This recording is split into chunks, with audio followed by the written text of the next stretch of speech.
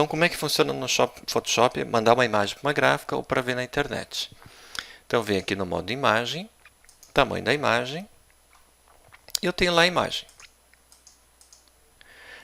Eu quero ela para a internet, então eu ponho lá 72 pontos por polegada e o tamanho dela.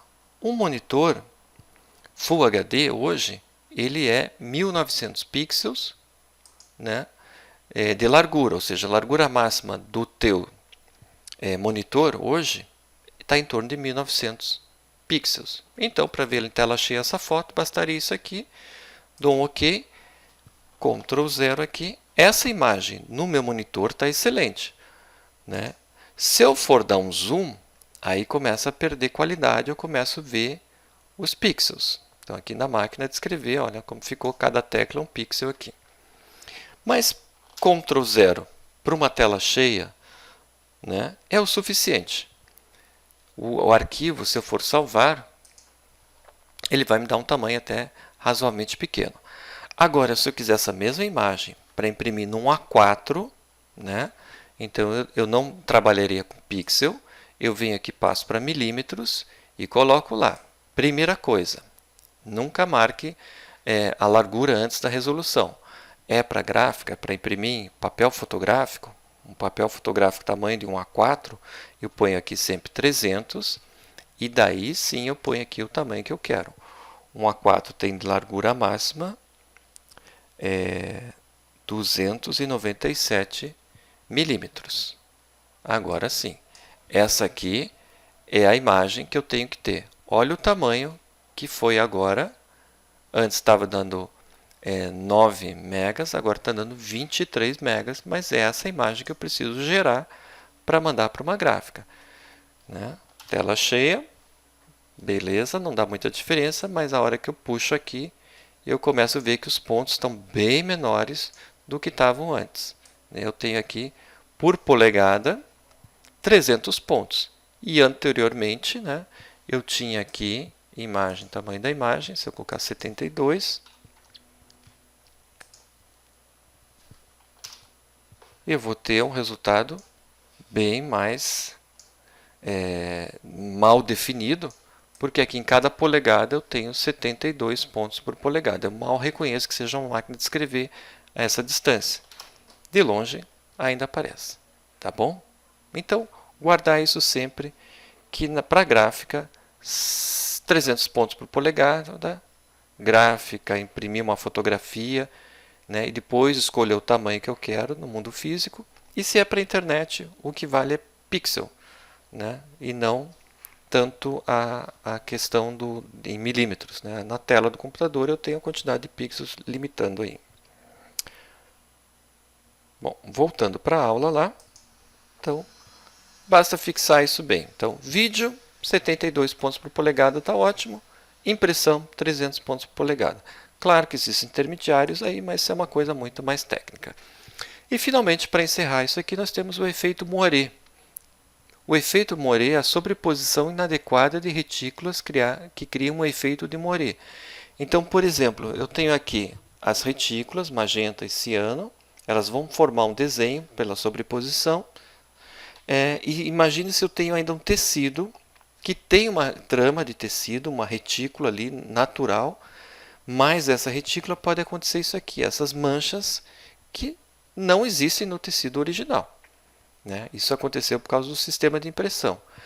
Nesses casos aqui, a pessoa arruma aquele ângulo de retículo e isso é resolvido rapidamente. Então, moiré é um defeito, né, que eu tenho, né? A 5 graus eu tenho esse desenho, assim por diante. Então, é importante na gráfica eles estarem cientes disso. Em catálogos de moda, em alguns materiais, isso vai ficar de uma maneira que vai prejudicar o teu impresso. Mas retículas dão efeitos legais. Então aqui, ó, reparem que aqui eu tenho a foto de uma estátua, dá para ver bem o rosto dela e dá para ver os pontos. É a mesma imagem que eu tenho ali em cima, né? A minha acuidade visual ela muda bastante. Eu não consigo ver pontos pequenos a uma distância afastada. Aí nós temos a quadricromia. Os componentes RGB das imagens são redistribuídos nos canais ciano, magenta, amarelo e preto. Então, para imprimir, eu sempre vou ter essas três cores. Sempre começando com ciano, depois o magenta, depois vem amarelo e por cima de todos a gente passa o preto para dar a camada final. Esse é um sistema que a gente chama de quadricromia. É assim que é impresso. E a folha vai ter que entrar 4 vezes dentro da máquina para ter esse resultado. No sistema RGB, não. É um sistema de vídeo. Eu tenho os 3 canais. Juntando esses 3 canais, eu vou ter a imagem colorida. Quadricromia ou policromia. A quadricromia é por seleção de cores, ciano, magenta, amarelo e preto, é o método utilizado para a reprodução de imagens em tons contínuos. Então aqui, como é que ficaria o meu arquivo se eu fosse mandar para uma gráfica, ele fica separado por essas 4 cores aqui para eu ter o resultado final. Qualidade de reprodução depende do original. Separação de cores tem que ser bem feita, isso é o técnico da gráfica que vai fazer. Fotolitos, chapas, tintas e papel. Tudo isso depende para que eu tenha um bom resultado. Os originais, pode ser um desenho feito a lápis, pode ser uma foto, pode ser um próprio negativo da câmera ou positivo. Eles podem ser translúcidos, que eram os filmes antigos. Hoje os digitais fazem esse papel aí. Esses são os originais. Todos os originais têm que ser transformados então em retícula, para que eu tenha uma imagem a traço, e daí sim, uma imagem a traço possibilita uma impressão que vai dar a sensação de ser tom contínuo, mas ela, vista bem de perto, com a retícula, você vai ver que não é assim não. Para representar uma imagem, eu preciso transformar ela em imagem a traço. Aí eu tenho cores especiais. Eu posso imprimir essa imagem em duplo tom, dual tom. Aí eu simplesmente separo essa imagem em 2 canais, um preto e outro, por exemplo, laranja. Então aqui eu tenho 2 materiais bonitos, impressos, mas que são impressos não com quadricromia, com 4 cores, são impressos apenas com 2 cores. O branco é do papel, daí eu tenho um tom de cor aqui específico, que já vem pintado nessa cor, que geralmente são cores Pantone, e o preto para dar todo o restante dos outros tons dessa cor aí. Isso barateia bastante o sistema de impressão. Então, ao invés desse papel passar 4 vezes dentro da máquina, ele passa somente 2. E eu tenho o resultado aí de 3 cores, o branco, o preto e mais todos os tons da cor que eu escolhi como base aqui. Então, as cores especiais são as cores Pantone. Tem catálogos para isso, eu escolho a cor Pantone. A história é bem interessante. O Pantone foi inventado em 1963, dentro de uma gráfica. Eles estavam com problemas de seguir um padrão, conseguir entregar um padrão, por exemplo, para Coca-Cola tinha que ser vermelho Coca-Cola X. Cada gráfica imprimia de um jeito. Até que algum gráfico dessa gráfica Pantone teve a seguinte ideia: por que a gente não faz então o metro, a escala de cores? E foi inventado então um sistema de cores que o mundo inteiro começou a utilizar. E essa gráfica que criou começou a vender esse sistema e hoje tem para tudo, para cores de impressão, tem para cores de tinta, tecido, cores metálicas e assim por diante. Então, baseado em algumas cores, eles chegaram a esse processo aí. Aqui, como você entra com cores no computador, a gente entra sempre com números. Cor não é simplesmente olhar e é essa cor que eu vou usar, não. A cor a gente entra com dados, a cor ciano, magenta, quanto que eu quero de RGB e assim por diante, para você ter a cor exata. Por isso que na hora de criar uma marca é importante você definir as cores que você quer e passar essas cores, porque daí as pessoas vão sempre reproduzir exatamente com aquele padrão que você criou, ou para a internet, que daí é o hexadecimal.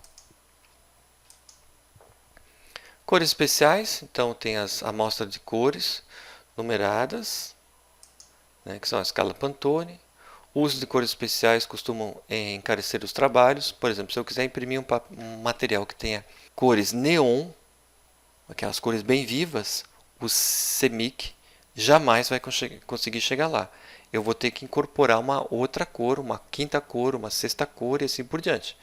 No processo de impressão vai ficar mais caro porque ele não vai passar 4 vezes na máquina, vai passar 5, 6.